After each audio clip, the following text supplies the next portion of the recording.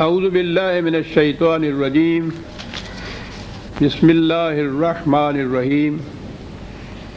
عزیزان من، آج مارچ 1982 کی 5 تاریخ ہے اور درس قرآن کریم کا آغاز سورہ الفتح یعنی 48ویں سورت سے شروع ہونا ہے۔ جس قسم کا موسم ہے آپ احباب کے تو سامنے ہے، لیکن جو سامعین ٹیپ کے ذریعے درس سنیں گے ان کی اطلاع کے لیے عرض ہے کہ اس مرتبہ لاہور کا موسم بڑا ہی درس کے اعتبار سے ناسازگار رہا ہے۔ آج بھی رات سے بارش ہو رہی ہے، صبح سے اس وقت تک بھی مسلسل بارش ہے۔ بارش کے دن ہمارے لیے ایک دشواری ہوتی ہے، صبح سے ہی احباب ٹیلی فون پر یہ پوچھنا شروع کرتے ہیں کہ آج درس ہوگا یا نہیں۔ تو ہمارے لیے غالب کے الفاظ میں گوئم مشکل وگر نہ گوئم مشکل، کیا بتائیں کہ ہوگا یا نہیں۔ تو ہم بھی محکمہ موسمیات کی طرح ایک پیشین گوئی کر دیتے ہیں کہ اگر وقت پر بارش تھم گئی، احباب آ گئے تو درس ہوگا، ایسا نہ ہوا تو درس نہیں ہوگا۔ جھوٹے بھی نہ پڑیں، سچی بات بھی نہ کہیں۔ تو احباب آ جاتے ہیں، تو جیسا کہ آپ دیکھ رہے ہیں اس موسم میں تعداد کا تھوڑا ہونا تو ضروری ہے، لیکن اس کے باوجود جو احباب آتے ہیں ان کا ذوق، ان کا تجسس، ان کی ہمت وہ یقیناً ایسی ہے کہ جس کی داد دینی پڑتی ہے۔ اگر اب درس نہ کیا جائے تو انہیں گلہ رہ جاتا ہے کہ ہم تو اس قسم کے موسم میں بھی آ گئے کشاں کشاں درس کی خاطر، اور یہاں ہم مایوس رہے۔ درس ہوتا ہے تو جو اس مجبوری کی وجہ سے نہیں آ پاتے انہیں شکایت ہو جاتی ہے کہ ہمارا تو کوئی قصور نہیں تھا، ایک پورے درس سے ہم محروم رہ گئے۔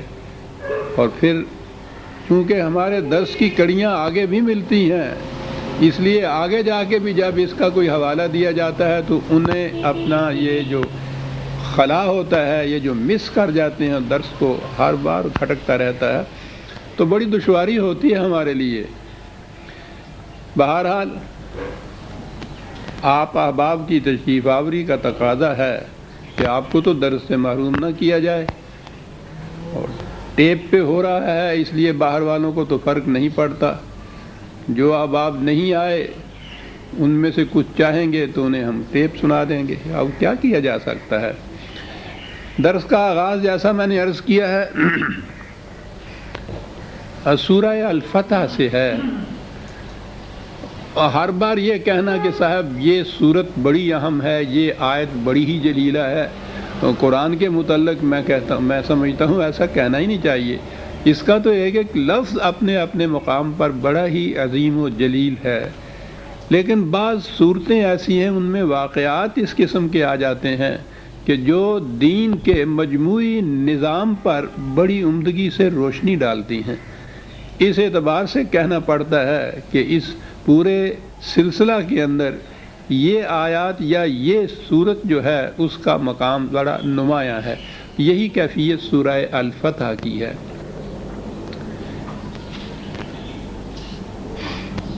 نبی اکرم صلی اللہ علیہ وسلم مکے سے ہجرت کر کے مدینہ تشریف لے گئے، تو جیسا کہ آپ کو معلوم ہے قریش مکہ نے ان مہاجرین کا یہاں بھی پیچھا نہ چھوڑا۔ وہ ہر بار یورش کر کے اس زمانے کے معیار کے مطابق عظیم لشکر اپنے ساتھ لے کر بار بار حملے کرتے تھے، اور یہ آج کی اصطلاح میں ہم سمجھ سکتے ہیں پناہ گزینوں کی مختصر سی جماعت، بے ساز و شراک، جن کے لیے پناہ گاہ بھی بمشکل ملی تھی۔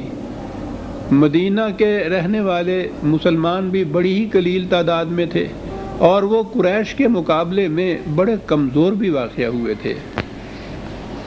پھر مدینہ کے اندر اور دشواری یہ کہ یہاں یہودیوں کی، انصار کی اور ایسے قبائل کی آبادی زیادہ تھی جو یا تو قطعاً ایمان لائے ہی نہیں تھے یا وہ دل سے ایمان نہیں لائے تھے۔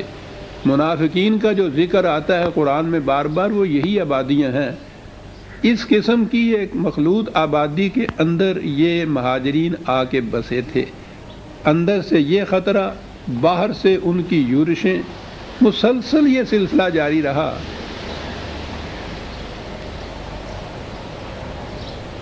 ان یورشوں پر کامیابی حاصل کرنے کے بعد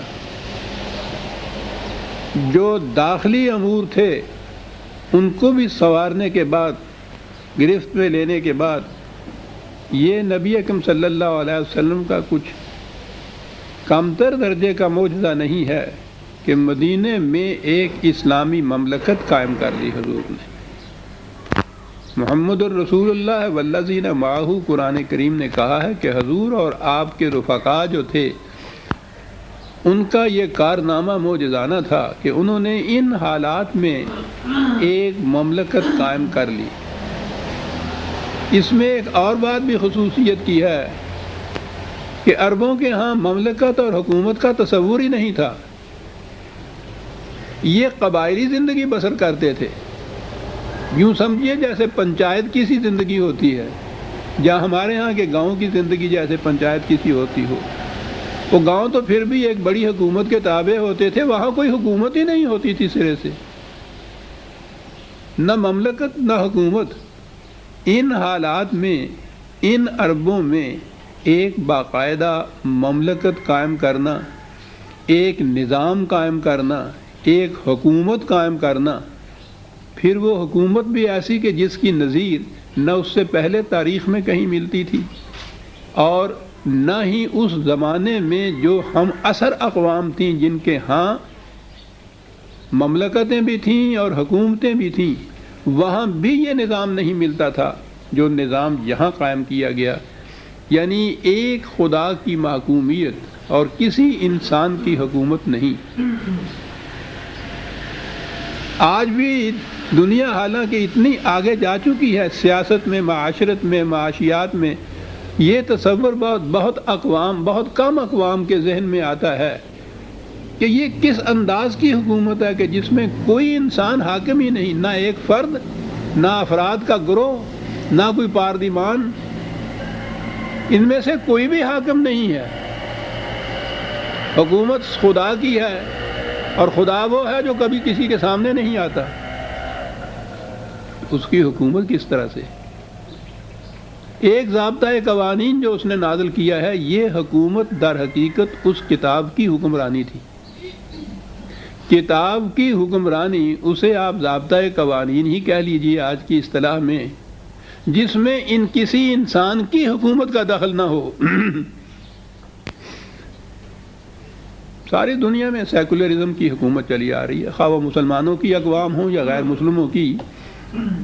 سوال ہی نہیں کہ انسان کا دخل نہ ہو اور حکومت قائم ہو جائے، خواہ وہ آئینی حکومت بھی کیوں نہ ہو، قوانین سازی بھی کیوں نہ ہو. قوانین سازی وہ تو انسان قانون بناتے ہیں. اگر ہیئت نافذہ جو ہے، جو نافذ کرنے والی ایگزیکٹو اتھارٹی ہے، اس کو قانون سازی میں دخل نہ بھی ہو تو قانون تو پھر بھی انسانوں کا ہی بنایا ہوا ہوتا ہے. یہ ایک بنایا ہوا ضابطۂ قوانین ازلی ابدی، جس میں ان انسانوں کو کسی قسم کی تبدیلی کا بھی اختیار حاصل نہیں ہے، اسے نافذ کرنا بطور حکومت کے ضابطے اور قانون کے. حتیٰ کہ خود نبی اکرم صلی اللہ علیہ وسلم کے متعلق بھی قرآن میں ہے کہ نبی کو بھی اس کا حق حاصل نہیں ہے کہ کسی انسان کو اپنا محکوم بنائے. وہ خود بھی اس کتاب کا محکوم ہوگا اور دوسروں کو بھی اسی کتاب کا محکوم بنائے گا. اس قسم کی حکومت بھی حضور نے قائم کی، اس قسم کی عظیم الشان مملکت قائم کی، اور پھر اتنی بڑی مملکت یا اتنی صاحب قوت مملکت کہ ایران اور روما جیسی سلطنتوں اور مملکتوں کو انہوں نے اس کی تہذیب و تمدن تب کو ختم کر دیا، مملکتیں ختم کر کے رکھ دی. عظیم کارنامے ہیں. اور قرآن نے جیسا کہا ہے یہ سب ایمان اور اعمال صالحہ کی بنا پر، شمشیر کے زور پہ نہیں. حسن اخلاق کے زور پر، کتاب کی اطاعت کے زور پر بہرحال مملکت قائم کی۔ میں کہہ یہ رہا تھا کہ اس کے بعد اور تو کچھ چاہیے نہیں، اپنی مملکت، اپنی حکومت، لیکن اس کے باوجود قرآن کہتا ہے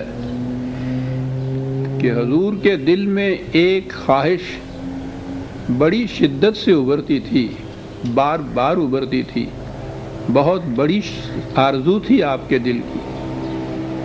کیا چیز تھی؟ قرآن کے الفاظ میں یہ جو میں نے کہا ہے کہ ابھرتی تھی، قرآن کے الفاظ میں ہے۔ حضور مدینے میں تشریف رکھتے تھے،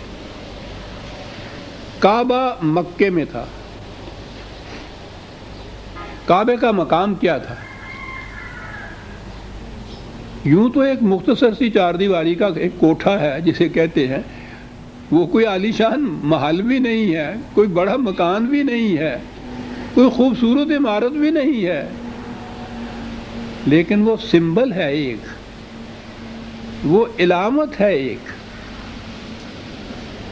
اسے خدا نے اپنا گھر کہا ہے، اسے اپنی حکومت کا مرکز قرار دیا ہے۔ یاد رکھیے کیپٹل سٹی جسے آپ کہتے ہیں، دارالخلافہ، وہ اور ہو سکتا ہے، لیکن ایک نظام کا مرکز جسے قرآن نے کہا ہے وہ مانوی مرکز ہے جسے کعبہ قرآن دیا۔ اِنَّ أَوَّلَ بَيْتٍ وُضِعَ لِلنَّاسِ، تمام نوع انسانی کو کے مرکز بننے کے لیے ایک مقام جو ہم نے تجویز کیا، وہاں ابراہیم و اسماعیل نے مکان ایک بنایا، اور دنیا میں وہ خدا کے سب کچھ جس کا ہے، ساری کائنات اس کی تخلیق کردہ ہے، اور اس کے باوجود خود لامکان بھی ہے، اس نے اس کے باوجود اس مکان کو، اس کوٹھے کو، میں بار بار کہہ رہا ہوں وہ ہے ہی ایسا ایک کوٹھا سا ہی، اسے بیتی کہا ہے، میرا گھر۔ یعنی یہ انفرادیت ہے اس مقام کی کہ خدا جس کا سب کچھ ہے کائنات میں، خالق بھی ہے، مالک بھی ہے، حاکم بھی ہے، وہ اس نہایت سادہ سے کوٹھے کو میرا گھر کہتا ہے، اور کہتا یہ ہے کہ وہ میرا میں نے اس لیے کہا ہے، جس چیز کو بھی یاد رکھیے خدا نے میری کہا ہے خاص طور پہ، اس کے معنی ہے کہ اس پر کسی انسان کی ملکیت نہیں ثابت ہو سکتی۔ اس نے ارض یا زمین کو کہا ہے کہ یہ میری ہے یا اللہ کی ہے، تو اس کے معنی یہ ہے کہ کوئی انسان اس کا مالک نہیں بن سکتا۔ تو اس مقام کے متعلق کہا بیتی، میرا مقام ہے۔ یہ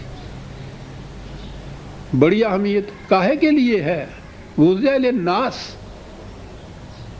یہ کسی خاص فرد کا، اس کے خاندان کا، اس کے قبیلے کا، اس کی قوم کا مقام نہیں ہے، پوری نوع انسانی کے لیے ہم نے اس کو تجویز کیا ہے۔ قرآن کریم کی تعلیم کا منتہا، یاد رکھیے عزیزان من، یہ ہے کہ وہ کان الناس امۃ واحدۃ، وہ تمام نوع انسانی کو ایک عالمگیر امت یا قوم یا ملت بنانا چاہتا ہے۔ یہ اقوام کے اور یہ قبائل کی جتنی تفریقات ہیں وہ سب کو مٹا کر صرف انسانیت کے بیسس کے اوپر ایک عالمگیر برادری متشکل کرنا چاہتا ہے انسانوں کی، اور اس عالمگیر برادری کا ایک مرکز اس نے تجویز کیا ہے جسے کعبہ کہا جاتا ہے۔ یہ ہے کعبے کا مقام۔ یہ اس کی اہمیت آج کی اصطلاح میں یوں سمجھ میں آئے گی کہ جب ہم مثلاً کہتے ہیں کہ یہ ماسکو نواز ہے یا اس کا تعلق ماسکو سے ہے، اس کے معنی ایک شہر کے نہیں ہوتا جس کو ہم ماسکو کہتے ہیں۔ ماسکو ایک علامت ہے، ایک نظریہ زندگی کی، ایک فلسفہ حیات کی، ایک نظام مملکت کی، وہ جسے کمیونزم کہتے ہیں۔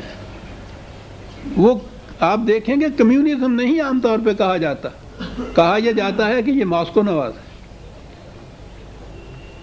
تو یہ اس قسم کے جو شہر ہوتے ہیں وہ علامت بن جاتے ہیں در حقیقت اس نظریہ حیات کی جن کا وہ مرکز ہوتا ہے۔ ماسکو کے معنی کمیونزم کا مرکز ہے۔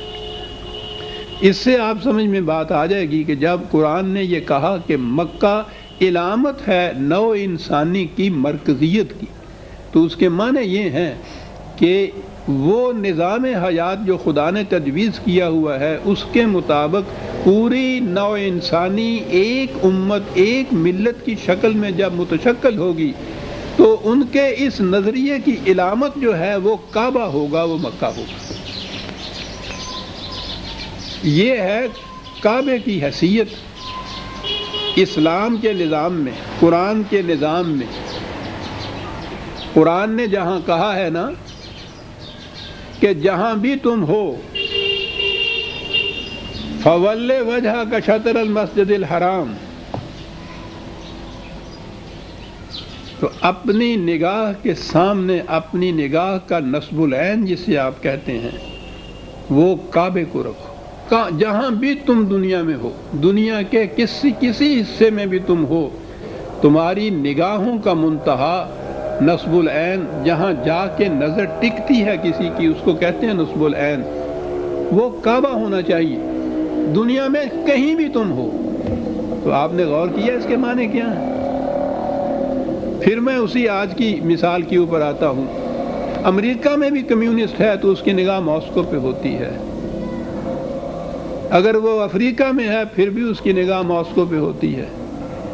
ہندوستان، پاکستان میں، دنیا کے کسی خطے میں بھی اگر وہ ہے وہ کمیونسٹ، وہ ہم کہیں گے اس کی نگاہ ماسکو پہ ہوتی ہے۔ ماسکو وہ مرکز ہے جو اس کے نظریہ حیات میں ایک جامعیت کی حیثیت رکھتا ہے، اس کی نگاہ ماسکو پہ ہوتی ہے۔ معنی یہ ہیں اس کے کہ وہ اپنی نگاہ کمیونزم پہ رکھتا ہے۔ تو قرآن نے جو کہا ہے نا کہ تم دنیا کے کسی خطے میں بھی کیوں نہ ہو اپنی نگاہ کا نصب العین کعبے کو قرار دو، تو اس کے معنی یہ ہے کہ یہ نظام جو خدا کی طرف سے دیا گیا ہے، قرآن کا نظام، اس نظام کا مرکز محسوس، اس نظام کا معنوی مرکز تو قرآن ہے، اس کا مرکز محسوس جو ہے وہ کعبہ ہے۔ تو کہا کہ جہاں بھی تم دنیا میں ہو اپنی نگاہ کا منتہا نصب العین کعبے کو رکھو، یعنی اس نظام کو رکھو جس کا محسوس مرکز ہم نے کعبے کو قرار دیا ہے۔ اور ضمناً بات آ جاتی ہے جب پھر دین مذہب میں بدلتا ہے تو پھر یہ جو قرآن کا ارشاد تھا، عزیزان من 1400 سال پہلے اس قسم کا نظام دینا اور اس میں یہ تصورات دینا، دنیا کی تاریخ میں کہیں آپ کو یہ بات نہیں ملے گی۔ وہاں کہیں یہ نہیں کہا ہوا ہوگا عیسائیوں کو کہ تم اپنی نگاہ کا رخ قسطنطنیہ کی طرف یا روم کی طرف رکھو۔ مجوسیوں کو کہیں نہیں کہا گیا کہ تم اپنی نگاہ کا رخ تہران کو رکھو یا شیراز کو رکھو۔ ہندوؤں سے کہیں نہیں کہا گیا، وہ تو خیر ہندوستان سے باہر کہیں جاتے ہی نہیں تھے، کہ تم اپنی نگاہ کا رخ مثلا ہردوار کو رکھو یا بنارس میں رکھو۔ یہ چیز قرآن کریم نے پہلی دفعہ کہی ہے کہ جو مملکت کسی نظریہ یا نظام کے تابع وجود میں آئے گی، اس کا جو مرکز محسوس ہوگا وہ تمہاری نگاہوں کا منتہا اور نصب العین ہونا چاہیے۔ الفاظ یہ ہیں کہ جہاں بھی تم ہو تمہاری نگاہ کا منتہا اور نصب العین کعبہ ہونا چاہیے۔ تو میں کہہ یہ رہا تھا کہ یہ تو دین میں پوزیشن ہے کعبے کی، اور جب دین مذہب میں بدلتا ہے تو پھر وہ الفاظ تو وہی رہتے ہیں بلکہ وہ رسم بھی وہی رہتی ہے۔ نماز کی نیت میں آپ کو یاد ہے نا ہمیں کہنا پڑتا ہے نا منہ طرف قبلہ شریف کے، بس اب وہ قبلہ شریف کا صرف یہ مقصد رہ گیا ہمارے لیے کہ نماز کے لیے کھڑے ہوں تو وہ جو ہے نا 4 رکعت نماز فرض اور نماز وقت ظہر کا اور پیچھے اس امام کے منہ طرف قبلہ شریف کے اللہ اکبر، رسمی طور پر یہ الفاظ ہم بول دیتے ہیں۔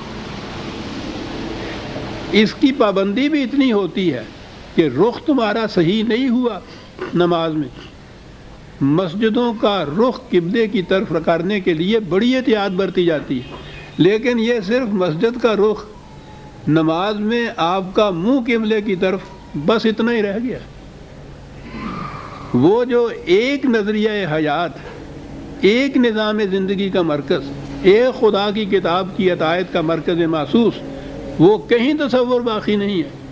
ساتھ کی مسجد والا بھی یہی کہتا ہے منہ طرف قبلہ شریف کے، اس مسجد والا بھی کہتا ہے منہ طرف قبلہ شریف کے، دونوں کو نمازیں الگ الگ ہوتی ہیں، صرف منہ طرف قبلہ شریف کے ان سب کا مشترک رہ گیا۔ رخ کعبے کی طرف، قلب اور نگاہ کا مرکز اسے ہونا، یہ کہیں باقی نہیں ہے۔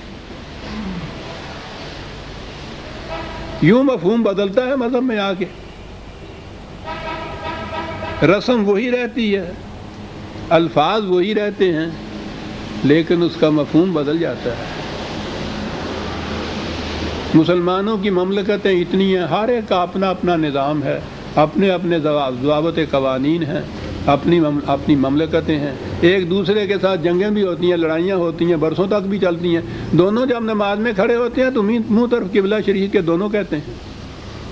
بس قبلہ شریف کا اتنا ہی رہ گیا مقصد اب، کہ الفاظ کہہ لیے یا نماز میں واقعی اپنا منہ جو ہے، رخ جو ہے نماز میں صرف قبلے کی طرف کر دیا سر۔ وہاں مقصد یہ تھا کہ منتہا تمہارا جو ہے نگاہوں کا، وہ اس نظریہ حیات کے مرکز محسوس کی طرف ہونا چاہیے جس کے تم پابند ہو، خواہ تم دنیا میں کہیں کیوں نہ ہو۔ اقبال کی مثال بھی بڑی جامع ہوتی ہے، اس امت کے متعلق کہتا ہے، کیا خوبصورت مثال ہے، یہ پرندے سارا دن ان فضا کی پہنائیوں میں اڑتے رہتے ہیں، سینکڑوں ہزاروں میل کی مسافت طے کرتے ہیں فضا کے اندر سارا دن، اپنے آشیاں سے معلوم نہیں کتنی کتنی دور یہ چلے جاتے ہیں، پھر کوئی سڑک نہیں ہے، کوئی سگنلز نہیں ہیں، کوئی اشارات راہ نہیں ہیں، لیکن شام ہوتی ہے تو وہ سیدھے اپنے آشیاں کی طرف آ جاتے ہیں۔ کہتا ہے اس امت کی کیفیت یہ تھی کہ پرد در وسعت گردوں یگانہ، فضا کی پہنائیوں میں یہ اڑتی ہے، یگانہ ہے، کسی دوسرے کو اپنے ہمدوش بھی نہیں ہونے دیتی، اکیلی، اور نگاہ او بشاخ آشیانہ، کہیں بھی اڑتا ہوا وہ پرندہ جائے، اس کی نگاہوں میں اپنا آشیانہ رہتا ہے ہر وقت، اس لیے جب بھی اس کا جی چاہتا ہے بغیر کسی قسم کے نشان راہ کے سیدھا اپنے نشیمن میں آ جاتا ہے۔ یہ تھا مقام کعبے کا۔ اب یہاں سے یوں بات سمجھ میں آ جائے گی کہ مدینے میں سب کچھ حاصل ہے، مملکت حاصل ہے، حکومت حاصل ہے، اور اس کے بعد تو پھر مدینے کی اپنی آبادی بھی وہ تھی کہ مسلمانوں پر مشتمل تھی، کسی غیر کا اس میں عمل دخل کوئی نہیں تھا، یہ سب کچھ حاصل تھا، لیکن اس کے باوجود نگاہ او بشاخ آشیانہ، قرآن کہتا ہے، کتنی خوبصورتی سے حضور کی اس آرزو کو، قلبی آرزو کو قرآن نے ادا کیا کہ قد نرا تقلب وجہک فی السماء، 2/144۔ اے رسول ہم جانتے ہیں کہ تو بار بار آسمان کی طرف نگاہیں اٹھا کے کس آرزو کے لیے خدا سے دعا کرتا، ہم دیکھتے ہیں، ہم دیکھتے ہیں تمہاری آنکھوں کو کہ کس اشتیاق سے تم یہ آرزو اپنے دل میں رکھتے ہو۔ کیا ہے؟ فَلَنُوَلِّيَنَّكَ قِبْلَةً تَرْضَاهَا، تم نگاہیں آسمان کی طرف اٹھا کے دل میں یہ آرزو رکھتے ہو، خواہ زبان پہ نہیں بھی لاتے لیکن ہم تو دلوں کی بات بھی جانتے ہیں، تو اطمینان رکھیے، تم جو کہتے ہو نا کہ مملکت خداوندی ہو اور اس مملکت کا محسوس مرکز جو ہو وہ دوسروں کے قبضے میں ہو، اس پر ہمارا اقتدار اور اقتدار نہ ہو، یہ بات تو کچھ جستی ہے نہیں۔ ہم نے یہاں اپنی مملکت قائم کی، حکومت قائم کی، یہ دارالخلافہ بھی ہے ہمارا جسے آپ کہتے ہیں، لیکن اس نظریہ زندگی کی علامت محسوس تو کعبہ ہے، تو ہماری مملکت اس نظریہ زندگی کے اوپر تو استوار ہو اور اس کا مرکز محسوس جو ہے وہ غیروں کے قبضے میں ہو۔ کہا یہ ہے وہ اضطراب جو تمہارے دل میں ایک ہیجان بن کے بار بار اٹھتا ہے، اور تم اپنی نگاہیں آسمان، کیا خوبصورت انداز ہے، تم اپنی نگاہیں آسمان کی طرف اٹھاتے ہو، ہم دیکھتے ہیں تمہاری نگاہوں کو کہ کس قدر اشتیاق بھری نگاہیں ہیں یہ، تو کوئی بات نہیں۔ تو یہاں سے یہ کہا کہ ہم وعدہ کرتے ہیں کہ اس پر اقتدار تمہارا ہی ہوگا۔ یہ چیز مدینے کی زندگی میں کہیں جا رہی ہے، وقت گزرتا چلا جا رہا ہے۔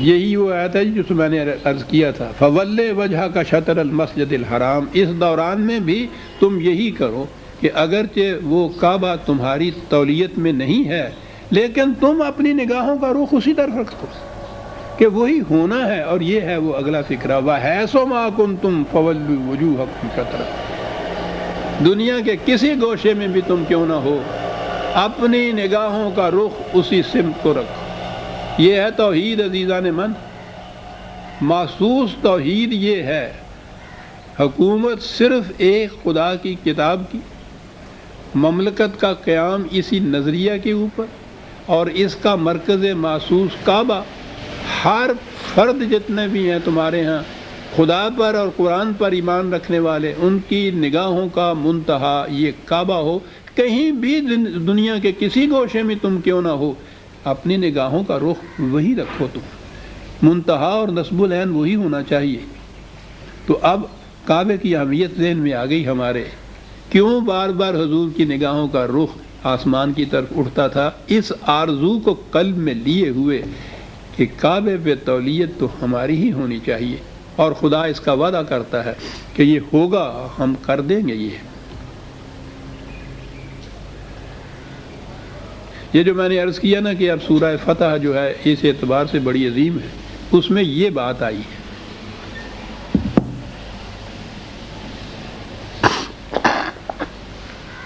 معاف رکھیے گا۔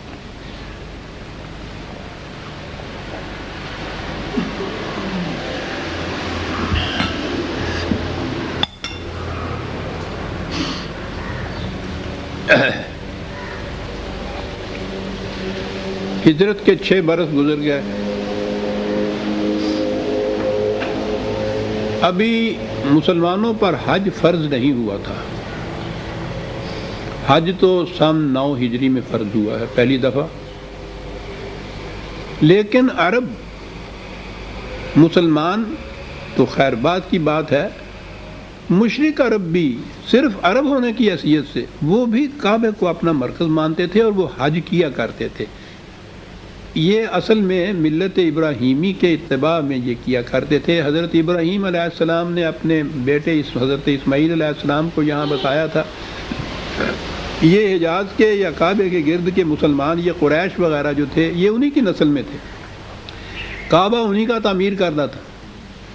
یہ اپنی اس زندگی میں بھی، قبل از اسلام کی زندگی میں بھی، یہ کعبے کو مرکزی اپنی زندگی کا مانتے تھے۔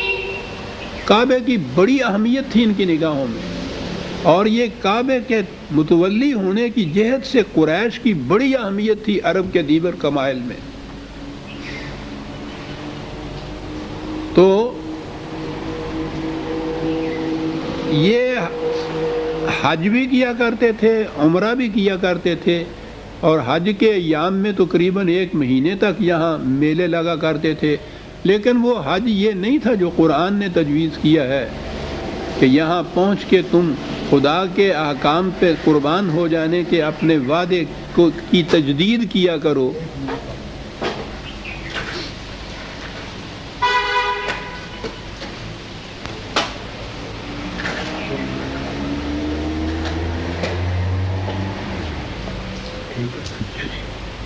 وہ میلے کی اسی شکل ہوتی تھی، لیکن اجتماع بڑا عظیم ہوتا تھا، وہ حج کا عمرہ بھی ہوتا تھا۔ قریباً 6 برس گزر گئے ہجرت کے بعد، مسلسل لڑائیوں میں گزر گئے. آخر 1 سال سن 6 ہجری کا یہ واقعہ ہے. تاریخ میں یہ ہے، قرآن میں بھی اس خواب کا ذکر ہے کہ نبی اکرم صلی اللہ علیہ وسلم نے اپنے خواب میں دیکھا کہ آپ مکہ تشریف لے گئے ہیں، حج کر رہے ہیں یا عمرہ کر رہے ہیں. میں اس بحث میں نہیں پڑھنا چاہتا کہ نبی کا خواب یا دوسروں کا خواب. نفسیاتی طور پر سائیکولوجیکلی شدت آرزو جو انسان کے نفس غیر شعوریہ کے اندر جاگزیں ہو جاتی ہے، اور رات کو جب شعور جو ہے وہ معطل ہوتا ہے تو وہ جو آرزویں ہوتی ہیں وہ ابھر کر خواب کی شکل میں انسان میں آ جاتی ہیں. یہ عام خواب کا فلسفہ ہے جو سائیکولوجیکلی بیان کیا جا رہا ہے. کوئی بھی وجہ ہو، میں نے کہا نا کہ میں اس بات میں نہیں پڑھتا، واقعاتی بات صرف عرض کرتا ہوں کہ آپ نے خواب میں دیکھا کہ آپ حج کر رہے ہیں. یہ ذی قعدہ کا مہینہ تھا، اگلا مہینہ ذی الحجہ ہوتا ہے نا اس کے بعد کا. آپ نے ارادہ کیا کہ اس سال عمرے کے لیے ہم چلتے ہیں، یعنی حج کے لیے بھی نہیں بلکہ اس سے پہلے عمرے کے لیے. آپ نے اس آرزو کا اظہار فرمایا یا اپنے ارادے کا اظہار فرمایا تو ظاہر ہے کہ یہ جانساران حضور جو تھے ان کے دل میں بھی تو حج یا کعبے کا یا مکے میں جانے کی آرزویں ایسی ہی تھیں، خواہ اتنی شدید نہ بھی ہوں لیکن بہرحال ان کے دل میں بھی تھیں. اور پھر یہ کہ جب حضور نے اس ارادے کا اظہار فرمایا تو یہ صحابہ کی جماعت از خود ساتھ تیار ہو گئی. تقریباً 1400 کی تعداد تھی. تاریخ بتاتی ہے اس زمانے میں یہ بہت بڑی تعداد ہوتی تھی. اور سفر بھی تو آپ دیکھیے نا، مدینے سے مکے کا سفر جو ہے اس زمانے کا سفر کتنا شدید ہوتا تھا. تو بہرحال 1400 کی جماعت تھی حضور کے ساتھ. عمرے کے ارادے سے آپ تشریف لائے. مکے سے پہلے ایک منزل پہلے یعنی کچھ میل پہلے ہی ایک مقام تھا، حدیبیہ اسے کہتے ہیں. وہ وہاں عام طور پہ بستی وہاں ہوتی تھی جہاں کوئی چشمہ ہو پانی کا، وہیں نخلستان ہوتا تھا، وہیں کوئی تھوڑے سے جھنڈ کھجوروں کے درخت کے ہوتے تھے، اور وہیں ایک چھوٹی سی ایک بستی بس جاتی تھی. تو اس مقام پہ حضور نے قیام فرمایا صحابہ کے ساتھ اور پیغام بھیجا اہل مکہ کو کہ ہم لوگ صرف عمرہ کرنے کے لیے آئے ہیں، ہمارا کوئی اور ارادہ نہیں ہے. امید ہے تم مزاحمت نہیں کرو گے. عربوں کے ہاں یہ عام اجازت تھی قبائل کو کہ حج اور عمرہ کے زمانے میں وہ بلا کسی قسم کی رکاوٹ پہ مکے آ سکتے تھے، حج کر سکتے تھے یا عمرہ کر سکتے تھے، واپس جا سکتے تھے. اس میں سے کسی قسم کی اجازت کی بھی ضرورت نہیں تھی، نہ کبھی کوئی مزاحمت ہوتی تھی. یہ ان کے ہاں کی ایک روایت تھی، ایک ٹریڈیشن تھی عربوں کی کہ ایسا ہوتا تھا. تو اس اعتبار سے بھی یہ جو نبی اکرم صلی اللہ علیہ وسلم اور آپ کے صحابہ ساتھ تشریف لائے تو عرب کی اس ٹریڈیشن کے مطابق بھی یہ آپ وہاں عمرہ کے لیے جا سکتے تھے. لیکن اس اعتبار سے کہ ان کے ساتھ قریش کے ساتھ اتنے سالوں سے یہ لڑائیوں کا سلسلہ جاری ہے، مبادا ان کے ذہن میں یہ بات ہو کہ ہم کسی اور ارادے کو لے کے آئے ہیں، تو حضور نے اس ارادے کا اظہار فرما دیا اور آدمی بھیج دیا بتانے کے لیے. لیکن انہوں نے نہ مانا. انہوں نے ایک فوج کا دستہ بھیج دیا دیکھنے کے لیے. تو وہ دستہ فوج جو تھا حضور کے ساتھیوں نے ان کو آسانی سے گرفتار کر لیا. ایک تو ان کا ارادہ ہی نہیں تھا کسی قسم کی جنگ کا، اور پھر یہ جو مہینے ہوتے ہیں نا، وہ جو 4 مہینے حرام جن کو قرارتے ہیں، جن میں جنگ کرنا منع ہے. عرب جاہلیت کے زمانے سے ان کے ہاں کی یہ روایت چلی آتی تھی کہ سال میں 4 مہینے وہ ایسے رکھتے تھے کہ جس میں لوٹ مار یا جنگ و جدال جو تھا ان کے ہاں ان کی ٹریڈیشن یہ تھی کہ اس زمانے میں جنگ نہیں کی جائے گی. تو یہ مہینہ بھی وہ تھا کہ جس میں ان کی روایت کے مطابق بھی جنگ نہیں کی جا سکتی تھی، اور حضور نے پھر اطلاع بھی ان کو بھیج دی۔ اس کے باوجود انہوں نے فوج کا دستہ بھیج دیا، یعنی اپنی روایت کے خلاف یہ کیا۔ لیکن انہوں نے جو ان کو گرفتار کیا ہے، تو گرفتار کرنے کے بعد یہ کہہ کے چھوڑ دیا کہ نہ ہمارا ارادہ جنگ کا تھا، اور نہ ہی وہ مہینہ ہے کہ جس میں جنگ کی جا سکتی ہے، اس لیے ہم تمہیں چھوڑتے ہیں۔ چھوڑ دیا، وہ واپس چلے گئے۔ آپ نے حضرت عثمان رضی اللہ تعالیٰ عنہ کو بھیجا کہ آپ جا کر مکے والوں سے بات کر آئیے کہ تمہیں پھر غلط فہمی شاید پیدا ہوئی جو تم نے ایک دستہ بھیج دیا ہے فوج کا، ہمارا ارادہ یہ نہیں ہے، ہم صرف عمرہ کرنے کے لیے آئے ہیں۔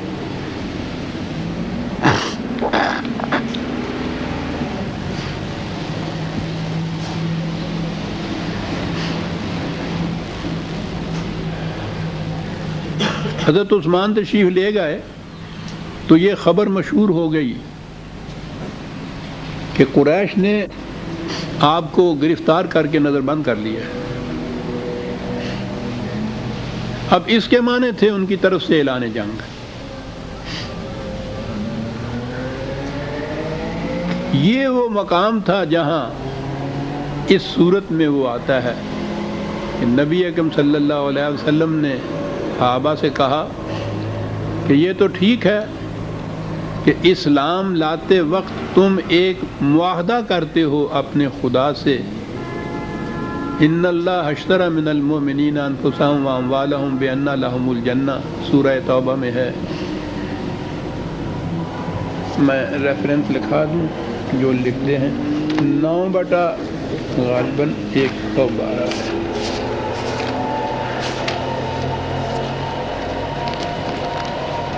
ہاں، 9/111، ان اللہ اشتری من المؤمنین انفسهم واموالهم بان لهم الجنہ۔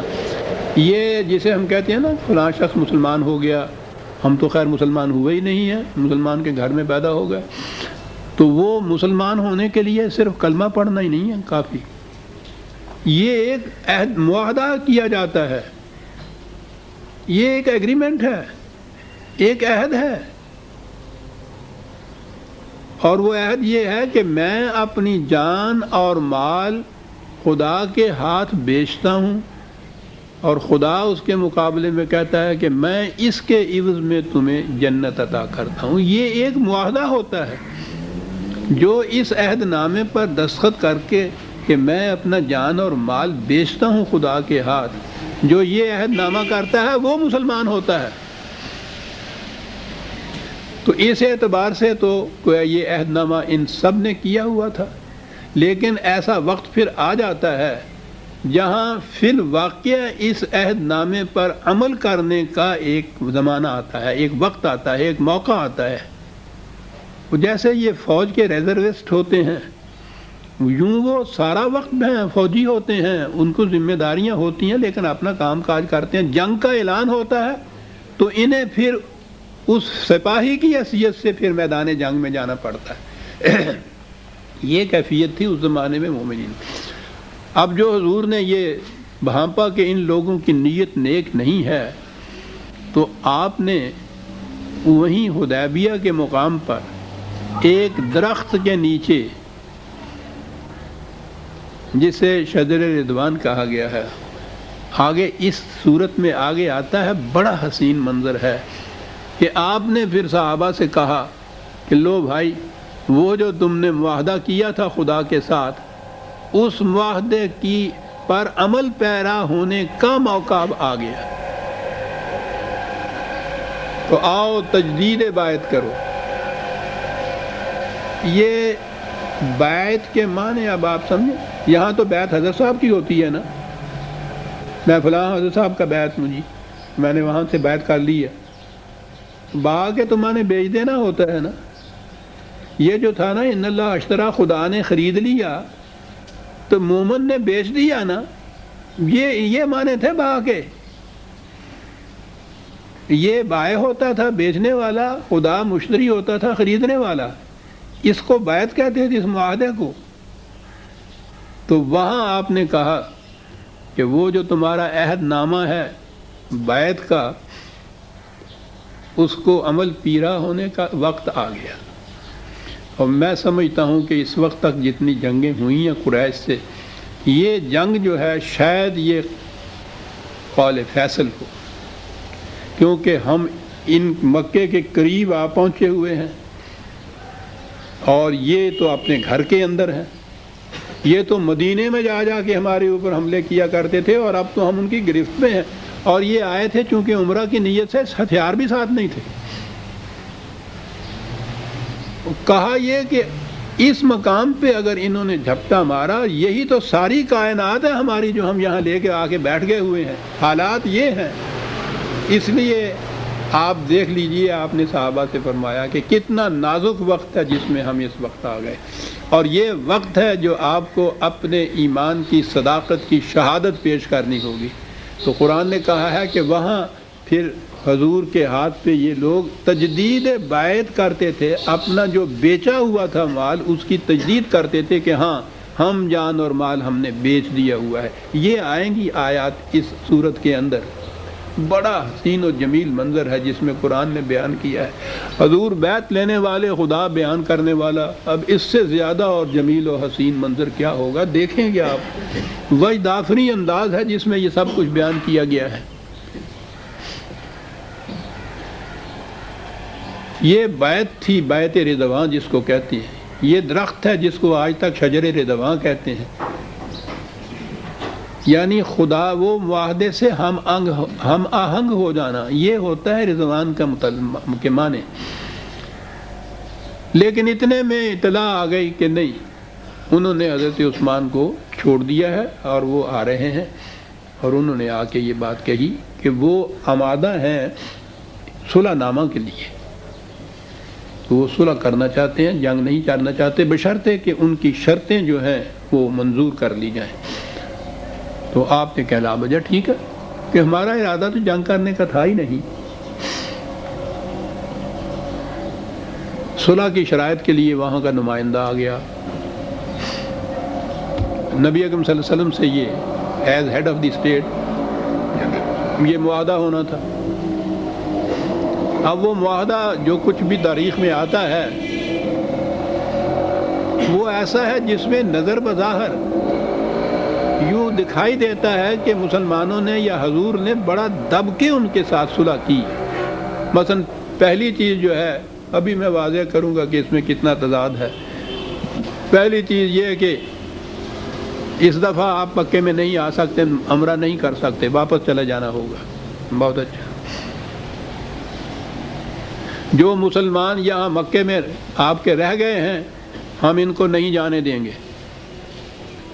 بہت اچھا، اس کے بعد بھی اگر کوئی لوگ وہاں مسلمان کسی طرح سے بھی مکے میں کوئی آ گیا تو ہم اس کو روک رکھیں گے۔ بہت اچھا، مدینے میں اگر ہمارے ہاں کا کوئی آدمی اس وقت بھی ہے یا اس کے بعد بھی جائے گا تو اس کو آپ روکیں گے نہیں، وہ واپس مدینے میں آئے گا۔ بہت اچھا، یہ ہے وہ شرائط جو عام طور پہ تاریخ میں ملتی ہیں، ان شرائط پہ یہ صلح کی گئی تھی۔ تو نظر آ رہا ہے جیسے عام حالات میں کہ دب کے صلح کی گئی ہو جیسے۔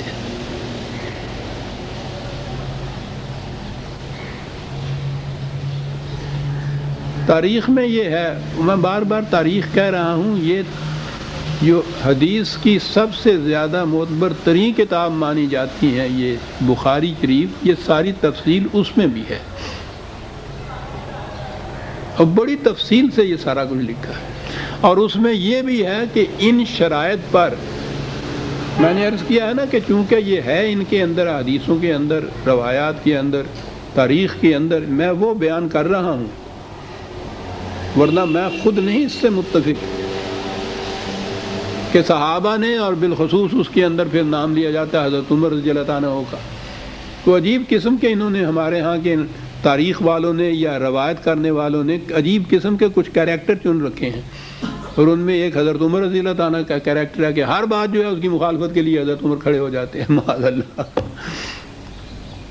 اپنی طرف سے تو یہ بہت خوش ہوتے ہیں کہ ہم نے بڑا ایک دمنگ قسم کا آدمی جو ہے اس کو تیار کر رکھا، سوچتے نہیں کہ کس کے مقابلے میں صاحب حضور نبی اکرم صلی اللہ علیہ وسلم کے سامنے.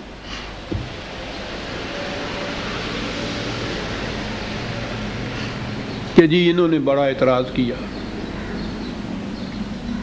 کہ یہ تو بالکل دب کر صلح کرنے کی بات ہے، ہم جانے دے دیں گے، ہم یہ شرائط نہیں مانیں گے. حتیٰ کہ یہ بھی بات تھی کہ وہ یہ بھی لکھا ہے کہ آپ نے یہ فرمایا کہ بسم اللہ الرحمن الرحیم شروع کرو، تو اس نے کہا کہ ہم یہ تو مسلمانوں کا ہے ٹکڑا جو بسم اللہ الرحمن، ہم تو بسم اللہ اللہم کہتے ہیں، رحمان اور رحیم کو ہم نہیں مانتے. آپ نے کہا بہت اچھا یہی لکھ دو. پھر لکھا گیا کہ یہ عہد نامہ ہے محمد الرسول اللہ کا قریش کے فلاں کے ساتھ. انہوں نے کہا کہ ہم آپ کو اگر رسول مانتے تو یہ جھگڑا ہی کیوں ہوتا، ہم یہ بھی نہیں لکھنے دیں گے. کہا کہ اچھا جی یہ بھی نہ لکھیے. اور پھر آگے وہ شرائط جو میں نے ابھی عرض کی ہیں، تو اس پہ وہاں یہ لکھا ہوا ہے کہ اس پہ صحابہ عام طور پہ اور خاص طور پہ حضرت عمر بھی، آپ نے تو نبی اکرم صلی اللہ علیہ وسلم سے یہ کہہ دیا کہ کیا آپ خدا کے سچے رسول نہیں ہیں؟ کہنے لگے رسول ہوں سچا. کہنے لگے پھر آپ آئے تھے یہ فرما کر کہ وہاں ہم جاتے ہیں عمرہ کرنے کے لیے اور بغیر کیے ہوئے واپس چلے جا رہے ہیں. تو اس میں لکھا کہ آپ نے فرمایا کہ میں نے یہ تو نہیں کہا تھا کہ اسی سال ہم عمرہ کر لیں گے. اندازہ لگائیے عزیزان من، مجھے تو بے حد دکھ ہوتا ہے جب میں یہ چیزیں بیان کرتا ہوں. معاذ اللہ اس قسم کی ایک منطقی جسٹیفیکیشن جو ہے حضور جیسی ذات عظمت والا کے منہ سے سچتی ہے کہ میں نے یہ ٹھیک ہے منطقی طور پہ آپ اس میں سے نکل سکتے ہیں کہ میں نے یہ تو نہیں کہا تھا کہ اسی سال کر لیں گے. اگر کوئی پوچھ بیٹھے کہ صاحب اگر یہ بات نہیں تھی یقینی طور پہ تو اس سال پھر آپ نکلے کیوں عمرہ کرنے کے لیے؟ یہ ہے ہمارے ہاں کی روایات، تاریخ ہمارے ہاں کی کہ جی وہ بڑے دلیل میں آئے اور انہوں نے اور پھر رکھا ہے کہ صاحب پھر بہت سمجھا بجھا کے ان کو ٹھنڈا کیا تو آرام سے بیٹھے.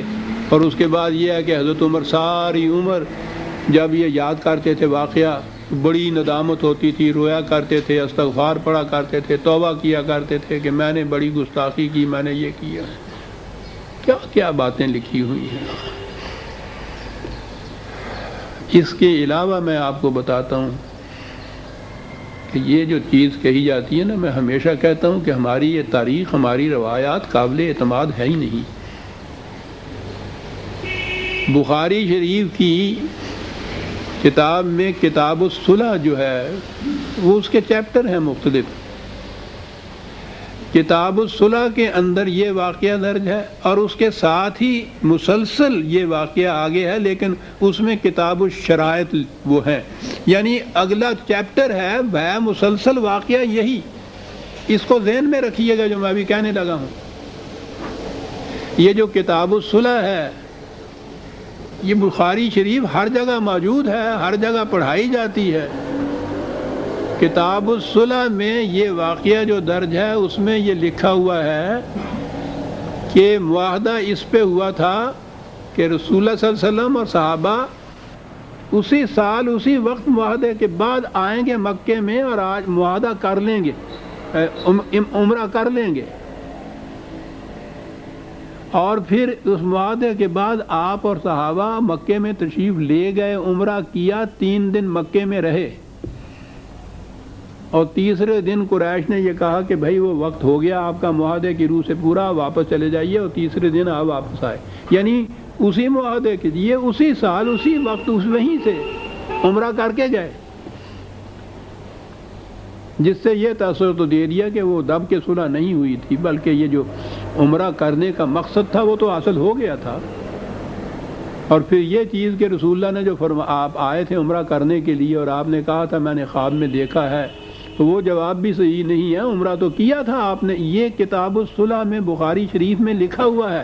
اور اگلی سطر میں جب شروع ہوتا ہے تو وہ صرف ہیڈنگ چیپٹر کا کتاب الشروط ہے، واقعہ آگے چلتا ہے اور اس میں لکھا ہوا ہے کہ انہوں نے عمرہ نہیں کرنے دیا. آپ نے معاہدے میں لکھ دیا کہ اس سال نہیں، اس میں لکھا ہوا تھا کہ اگلے سال ہم آئیں گے تو پھر ایسا کریں گے، اور بغیر عمرہ کیے ہوئے آپ واپس آ گئے.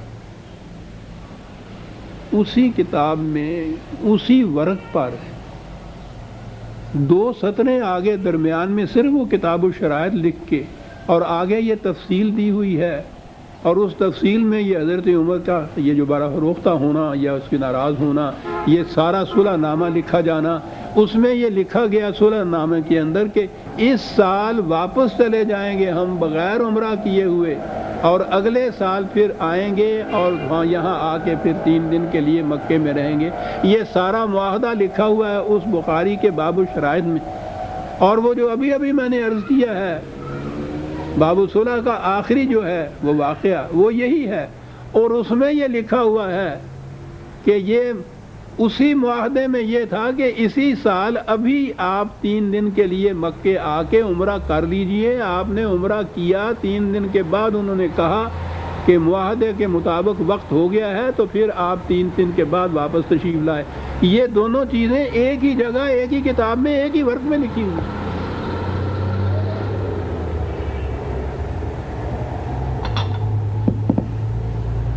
معاف رکھیے گا۔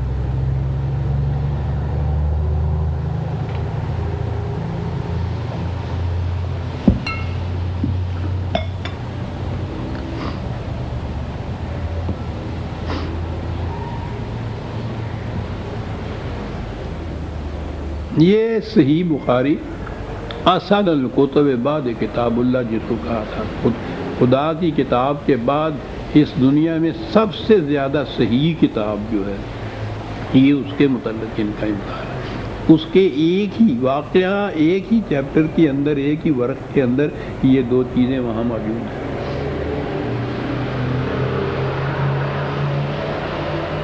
اب یہ چیز اس تاریخ پہ مدار رکھ کر آپ سوچ لیجئے کہ کس نتیجے پہ آدمی پہنچتا ہے۔